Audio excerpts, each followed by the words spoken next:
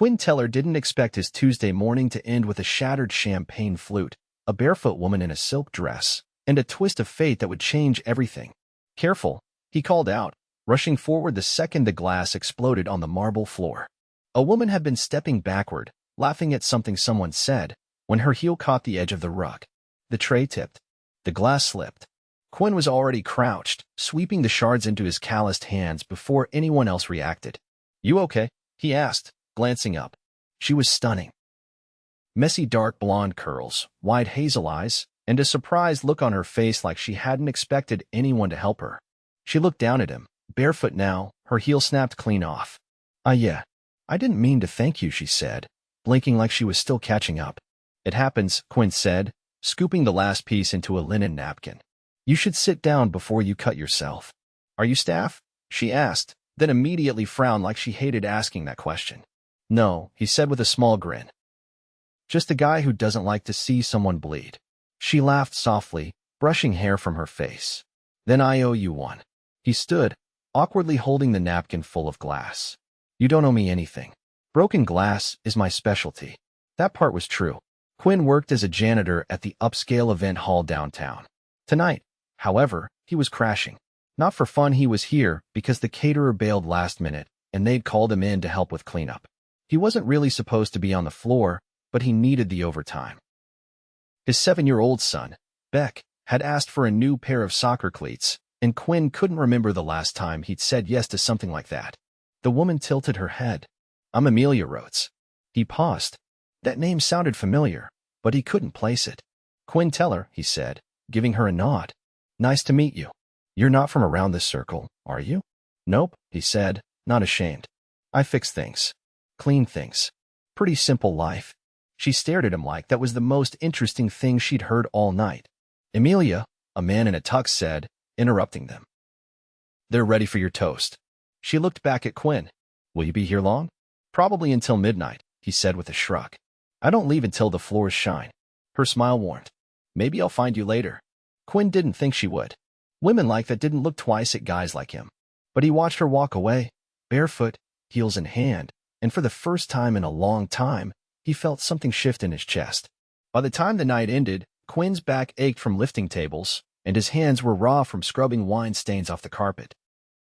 Emilia had vanished after her toast, and he figured that was that. The next morning, Quinn dropped Beck off at school, then headed to his second job at a local hardware store. It was quiet until around 11, when the bell above the door rang and in walked a woman in oversized sunglasses and a trench coat. "Hi," she said, pulling off the sunglasses. Quinn blinked.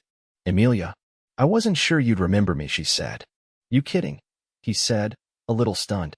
"You were the only woman in the room carrying her heels like a trophy." She laughed. "I owe you a coffee. I told you, you didn't owe me anything." "Well, too bad. I'm buying you one anyway." He hesitated. He was in the middle of restocking shelves, and his manager would probably have something to say about him ducking out. But Emilia had already walked up to the counter and grabbed a business card from the side. "There's a cafe next door," she said. "Meet me in 10?" And then she was gone again. Quinn stared after her, then looked at his manager, who raised a brow. "If you leave now, your shift's docked half an hour." "Fine," Quinn said, tossing the price gun on the counter. "Worth it." She was waiting at a little outdoor table, already sipping something iced and complicated. She handed him a black coffee as he sat down. "So," Emilia said, "you're really a janitor?" He nodded. "And a hardware store clerk. And a dad. You've got a kid?" "Beck. He's 7. Smart as hell. Loves soccer." She smiled. "I like that. I'm guessing you don't have kids?" "No. I've been busy." He noticed how she avoided saying what she did. "So what's your job?" "I run a few companies," she said. "Tech investments. Real estate." He blinked. "You're serious?" She gave a small shrug. "I didn't set out to be a millionaire. But I got lucky. Made some smart moves.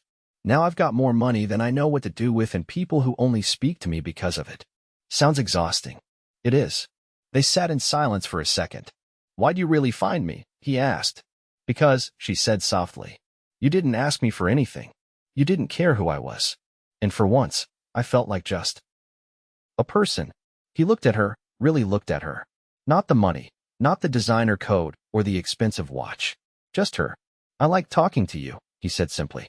Then let's keep doing that, she said, reaching for his hand.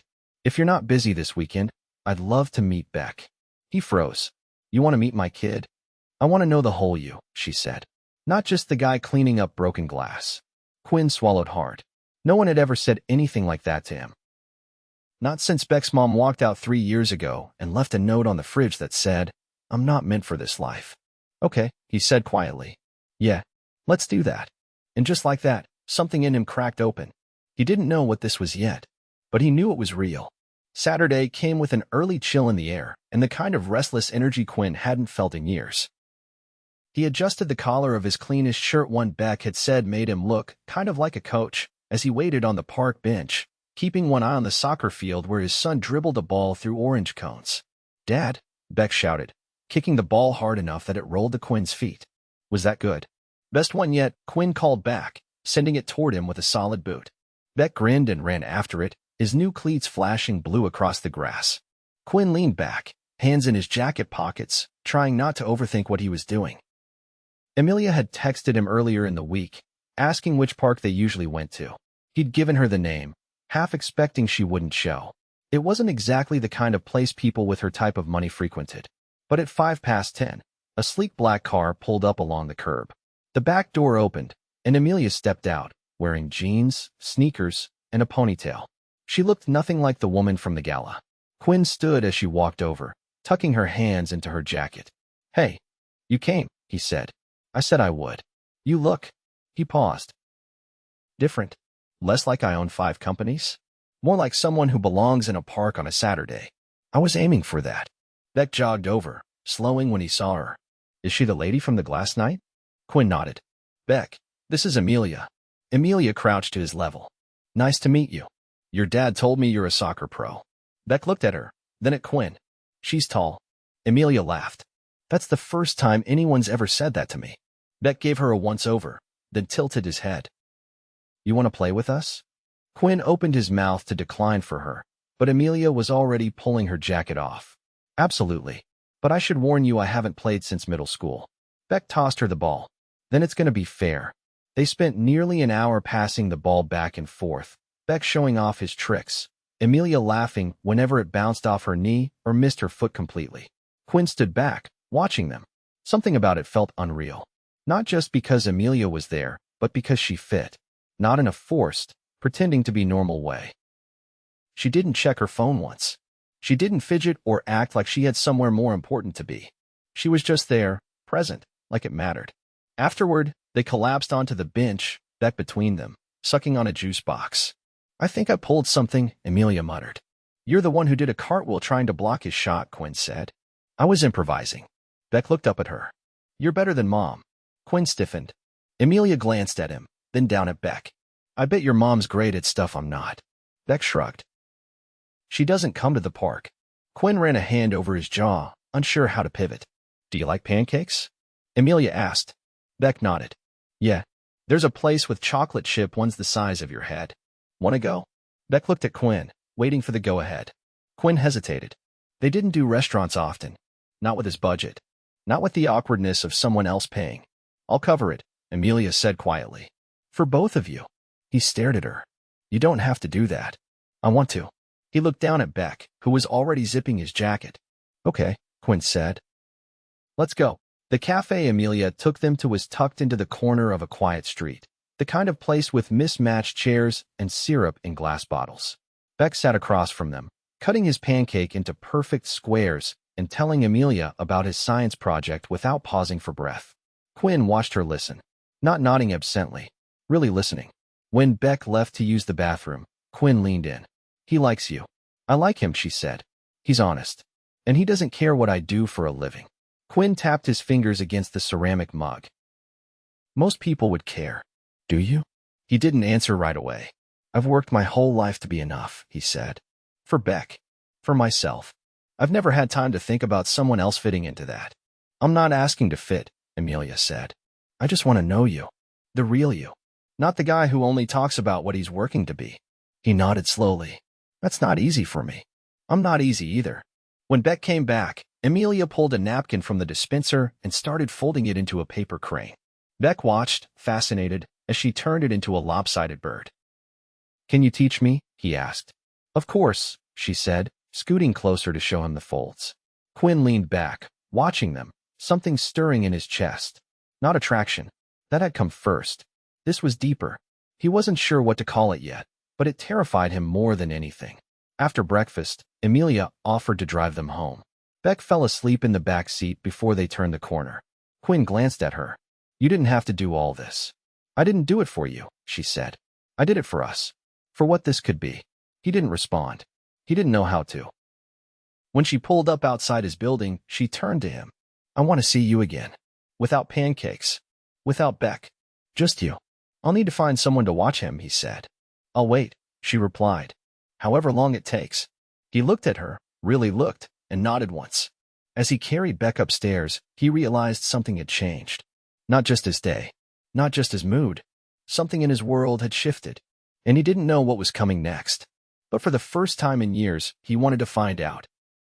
Quinn adjusted the collar of his borrowed blazer, palms dry, but heart hammering like he was about to walk into a courtroom instead of a rooftop restaurant. The invitation had come 2 days ago when Emilia had shown up at the hardware store unannounced again, this time with a question that left him stunned. "Will you come with me to a benefit dinner? As my date?" Now, standing outside the velvet rope entrance of a private elevator in the heart of the city, Quinn was wondering if he'd lost his mind saying yes. The elevator doors opened with a whisper, revealing a silent attendant who pressed a button without speaking. Soft jazz filtered in through hidden speakers. Quinn stared at his reflection in the mirrored walls, the blazer tied across his shoulders but clean, sharp. He looked like someone who belonged anywhere until he remembered he'd had to borrow it from his neighbor across the hall. The elevator opened to a space that didn't feel real. The restaurant floated above the skyline, glass walls giving way to a panoramic view of the city's heartbeat, lights blinking like stars, buildings rising in jagged silhouettes. Dozens of guests in tailored suits and silk gowns mingled around crystal-lit tables, waiters gliding between them like shadows. Emilia stood at the center of it all, her hair swept into a twist, her dress the color of dusk. Not flashy, not loud, just quietly, devastatingly elegant. She spotted him instantly. "Quinn," she said, the tension in her shoulders melting as she stepped toward him. "You came. I said I would. You clean up better than most of the men here." "I can't breathe in this," he admitted. "But thanks." She laughed under her breath, then lowered her voice. "I'm glad you're here. I need someone real tonight."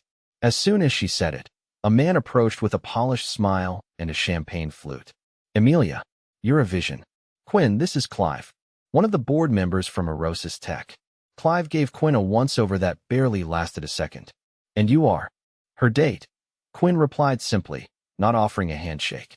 Clive turned back to Emilia. "We've been trying to reach you about the Singapore proposal. I didn't realize you were entertaining guests." "I'm not entertaining him. I invited him," she said, her voice cool. Clive chuckled awkwardly. "Of course. Enjoy the evening." As the man walked off, Quinn leaned in. "You sure I'm not ruining your image here?" "I've never cared less about image," she said. "Come on, I want to show you something."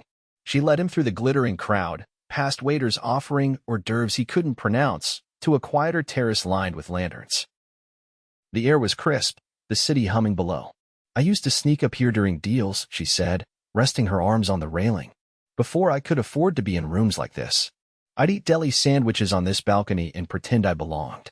"You built this empire from nothing?" "I built it because I didn't have anything else. I was 20 when my father died.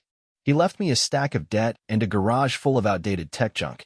I taught myself how to code because I couldn't afford tuition. The first company I sold paid off the mortgage." Quinn stared at her. "I didn't realize. Most people don't ask." He stepped beside her. "I don't know every name on those guest lists. I don't understand how stocks work. But I know what it means to fight for something that no one believes in but you." She looked at him, her expression shifting. "That's exactly why I asked you here." A waiter brought 2 glasses of wine. Emilia took hers, but Quinn shook his head. "I'm good." "You don't drink?" "Not since Beck was born. I didn't want to risk being the kind of dad who couldn't drive in the middle of the night." She tilted her head. "What kind of father was yours?" "Gone. Before I was old enough to remember. My mom raised me until she got sick. After that, it was just me." He didn't say it for sympathy. It was just the truth. But Emilia's hand brushed his, warm against the cool stone. I'm sorry. I'm not, he said. It made me who I am. I just want to do better for Beck. You already are. He looked down at her hand, then back into the building where laughter and delicate clinks echoed through the glass. Why me? Her gaze didn't waver. Because you don't want anything from me. I want something. She raised an eyebrow. I want to know what you're like when you're not in a room where everyone wants your attention. Emilia exhaled slowly. Then come with me. Now. They slipped out through a side exit, down a back stairwell, and into a sleek black car waiting at the curb. She gave the driver a quiet instruction, and soon they were headed out of the city, the skyline shrinking behind them. You trust me enough to get in a car with no destination? She asked. I trust you enough to know you're not kidnapping me. She laughed. Not tonight. The car stopped at the edge of a hill overlooking the water. There, tucked into the trees, stood a house made of glass and cedar, lit softly from the inside. It's not mine, she said. I just rent it when I need to breathe. They walked down the stone path, her heels in her hand this time. Inside, the house smelled like eucalyptus and cedarwood.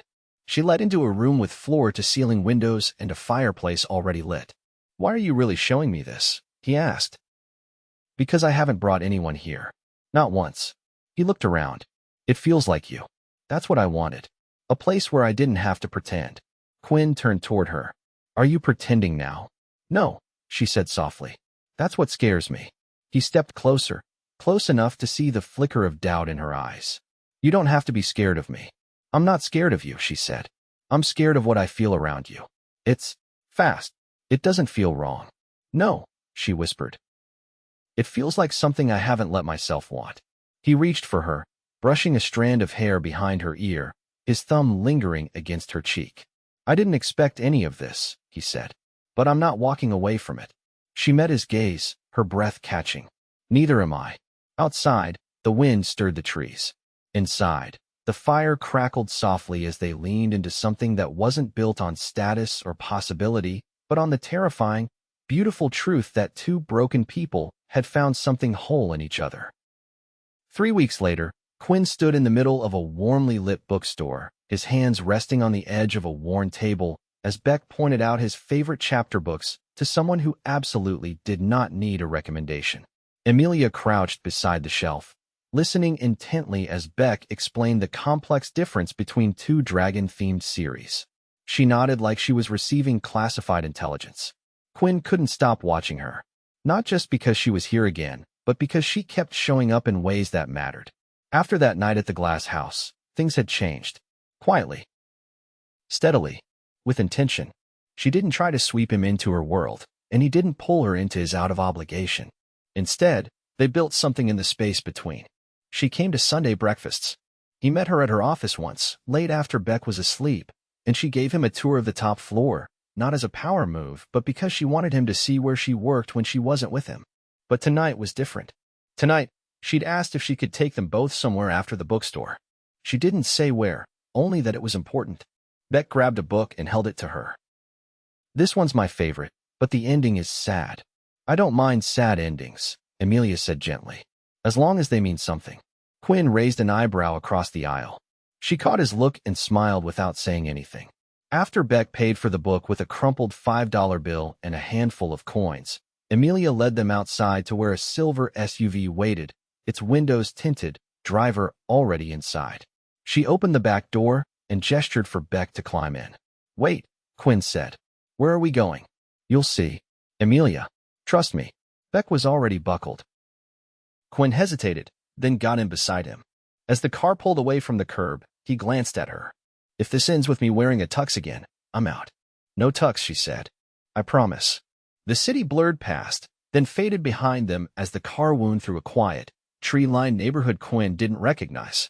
After 20 minutes, the SUV turned into a narrow driveway and stopped in front of a craftsman-style house with a wide porch and a swing hanging from one of the beams.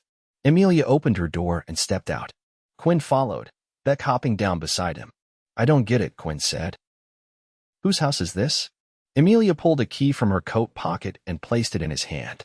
His brows pulled together. What is this? It's yours, she said. He stared at her, unmoving. What? Don't freak out, she said quickly. It's not what you think. I didn't buy it to impress you.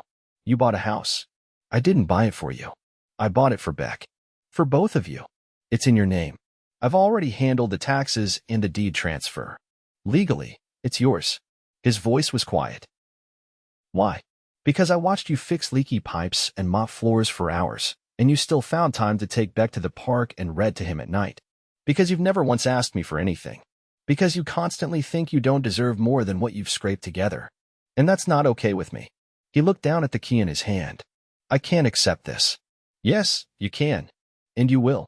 Because it doesn't come with strings. You don't owe me anything. You don't have to love me for it. You don't even have to thank me. He stared at her. But I do love you. She blinked.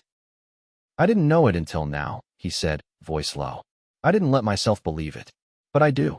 And this isn't why. This is terrifying, Emilia. This is everything I didn't think I could give Beck. Everything I wanted for him and didn't know how to reach. And you just gave it. I didn't give you anything you didn't already earn, she said. I just made it official. Beck stood between them, quietly looking at the porch swing. Can we go inside? Quinn knelt and looked him in the eye. This would be our house. That means we have to take care of it. Mow the lawn. Shovel the driveway. Clean the bathrooms. Beck nodded solemnly. I can help. Quinn looked at Emilia, then stood and walked to the front door. The key turned smoothly, the lock giving way with a soft click. The lights flicked on inside, revealing a cozy living room with a fireplace, shelves already filled with books and puzzles, a kitchen with a breakfast nook, and 3 bedrooms upstairs. How did you? I asked Beck what kind of house he'd want if he could have anything, she said. He said one with a swing and a place for cereal. Quinn leaned against the kitchen counter, overwhelmed. I'm not used to this, he said. Letting someone take care of me. I'm not trying to take care of you, she said. I'm choosing you. That's different. He crossed the room and took her hands. You didn't have to do any of this. Not the bookstore. Not the pancakes. Not this house. I know, she whispered. But I'm glad you did. She leaned in, forehead resting against his. Does that mean you'll say yes? Yes to what? To the next thing I'm going to ask you. He pulled back slightly. What are you talking about? She reached into her coat pocket again and pulled out a small box. His breath caught. I'm not proposing, she said quickly. Not yet. But I am asking you to come with me to London next month. There's a summit. I have to speak. It's only 3 days. I want you there. Not because I need you on my arm. Because I need you with me. You don't have to say yes. But I'm asking. He opened the box. Inside was a plain ticket with his name on it. He laughed once, disbelieving. I don't even own a passport. You do now, she said. Check your mailbox. He pulled her into a kiss without thinking, the kind of kiss that silenced every doubt he'd ever carried. When they broke apart, Beck poked his head into the room. Do we live here now? Quinn looked at Emilia. Yeah, buddy. We do. Beck disappeared again, his footsteps thudding up the stairs. Emilia rested her head against Quinn's shoulder. You two changed everything for me. You changed everything for us, he said. Outside, the porch swing creaked in the wind. Inside, a life waited for them, one built not on wealth or circumstance, but on choice. On love. On a moment that started with broken glass and became something whole. And this time, Quinn knew it wasn't going to break. The London sky was overcast, the kind of silver gray that made the city feel wrapped in velvet. Quinn stood near the floor-to-ceiling window of the penthouse suite, watching the Thames curve beneath the bridges while the soft murmur of Beck's laughter filtered in from the adjoining room. Emilia had ordered a full English breakfast delivered to the suite, and Beck was currently trying to convince the concierge that yes, he did in fact need 4 different kinds of jam. Quinn turned as Emilia walked in from the bedroom, fastening a delicate earring as she moved. Her dress was sleek and dark green, her heels low but elegant. She looked calm, focused, the version of herself she'd once said she only showed to the world when she needed to prove she belonged in the room. You ready? She asked. You sure you want me there? He said. I'm not exactly fluent in tech lingo. That's why I want you there, she said. You remind me who I am when all the noise starts. He crossed the room and took her hand. Then let's go shut the noise out together. The summit was held beneath a domed glass atrium in a restored railway station. The air buzzed with activity translators murmuring into earpieces, camera shutters clicking, and a low hum of anticipation as people took their seats at round tables dressed in white linen. Quinn took his place at a reserved table near the stage, nodding politely to the strangers around him. Beck stayed behind at the hotel with a sitter Emilia had personally vetted, and Quinn had already checked in twice. When Emilia stepped onto the stage, the room stilled. She didn't start with statistics or projections. She told a story about what it meant to build something from nothing, to lead with integrity instead of ambition, and to never forget the people whose lives were affected by every decision made behind a boardroom door. Her voice didn't shake, not even once, but her eyes found Quinn's as she spoke. "I used to think power was the most valuable currency in the world," she said. "But now I understand it's trust. It's the people who see you when you have nothing to offer but your truth." The applause was thunderous. After the summit, she slipped her hand into his as they stepped outside into the chill air. "You did it," he said. She nodded, her expression unreadable. "But it didn't feel complete until I saw you in the crowd." They walked for a while, past the river's edge, through the narrow cobbled lanes that twisted behind centuries-old buildings, until they reached a quiet garden behind a cathedral. They sat on a bench beneath a bare tree, breath clouding the air between them. "I've been thinking," Quinn said, "about how different our lives are. About how hard we've both worked to protect what we've built." Emilia glanced at him. "Are you going to tell me we're too different?" "No," he said. "I'm going to tell you I don't care about any of that." She turned fully toward him. "Then what do you care about?" "I care that you show up. That you make Beck feel like he's important. That you look at me like I'm not just some guy who lucked into your life. I care that you don't try to make me smaller so you can shine brighter." She exhaled, her eyes soft. "I care that you never asked me to compromise who I am. That you saw past every layer of defense I built and still wanted me." "I do want you," he said. "All of you." He reached into his coat pocket and pulled out a small velvet pouch. Her breath caught. "I didn't want to do this at a dinner or in a hotel suite," he said. "I wanted it to be just us, here, where everything feels real." He opened the pouch and held out a ring.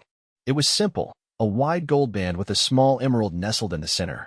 "I can't give you a castle," he said, "but I can give you a life. One where we fight fair. One where we raise a kid who knows what real love looks like. One where you never have to question if I'm in this with you." Her voice was barely a whisper. "You didn't even ask a question." He took her hand. "Will you marry me?" She nodded before the words even left her mouth. "Yes. Yes, Quinn." He slipped the ring onto her finger as bells chimed faintly in the distance. She leaned in and kissed him, slow and certain, anchoring them to the moment like it was the only one that mattered. Later that evening, back at the penthouse, Beck ran in circles around the coffee table, a crown of paper from the hotel's complimentary stationery perched on his head. "Does this mean I get to be the ring guy?" he asked, breathless. Quinn scooped him up. "You're going to be the best ring guy in history." Beck looked at Emilia. "Are you going to live with us forever now?" She nodded. "Forever sounds good to me." Quinn set him down as the boy ran toward the window to point out something he claimed was a flying umbrella. Quinn wrapped an arm around Emilia's waist. "Are you scared?" she asked. "No," he said. "I'm finally not." Months later, on a warm afternoon beneath a white canopy strung with wildflowers, they said their vows in a small clearing in upstate New York. Emilia wore a gown with no train, no glitter, no fanfare, just clean lines and a soft neckline that Quinn couldn't stop staring at. Beck stood proudly between them, holding the rings while grinning at the crowd. They danced under string lights hung between trees, their first dance to a song Emilia had once played in her car while driving Quinn home from a dinner at her company's headquarters. It had been stuck in his head for days. Now it was theirs. There were no speeches from executives, no press, no photographers. Just friends, laughter, and promises made without reservation. After the last guest left and Beck fell asleep curled up in a blanket by the fire pit, Quinn and Emilia wandered down to the dock near the lake. She kicked off her shoes and sat, feet dangling above the water. "Do you think we did it right?" "We did it our way," he said, sitting beside her. "That's always right. I used to think love meant giving up pieces of yourself," she said. "But I didn't lose anything. I found it." He reached for her hand, their fingers lacing together naturally. "We built something worth keeping." She rested her head on his shoulder. "You know, I'm not afraid anymore either." He kissed the top of her head.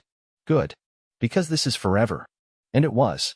Not the kind of forever built on fantasy or illusion, but the kind forged in patience, trust, and the unexpected beauty of two lives that had collided when neither was looking.